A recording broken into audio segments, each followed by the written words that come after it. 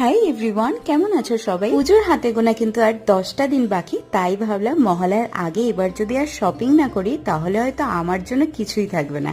তাই ভাবলাম গড়িয়াহাটে সবার আগে যাওয়া যাক শাড়ির কিছু শপিং করতে। তোমরা তো জানো প্রতি বছর আমি গড়িয়াহাট থেকে মায়ের আর আমার জন্য শাড়ি কিনি, তাই এবছরও চলে এসেছিল। তবে এবছর শাড়ি দেখা নিয়ে খুব একটা আমায় ঘুরতে হয়নি গড়িয়াহাটে, এক দেখায় ভীষণ পছন্দ হয়ে গেছিল। শাড়ির শপিং এর পর হাতে অনেকটাই সময় ছিল, তাই ভাবলাম একটু নিউ মার্কেট যাওয়া যায়। আর এই নিউ মার্কেট মানেই হলো সিল্কদার্স, তাই ভাবলাম সেখান থেকে কটা জুতো কেনা যায়। শপিং করতে করতে আমরা ভুলেই গেছিলাম যে কিছু খেতেও হবে, তাই ভাবলাম কিছু খাওয়া যাক। আর নিউ মার্কেটে ফেমাস খাবার তো হলো ছোলা ভাটুরে, যেটা আমার খেতে দারুণ লাগে। স্পেশালি এখানকার ভাটুরে গুলো আর চাটনিটা ভীষণই টেস্টি হয়, ভীষণই সফট হয়।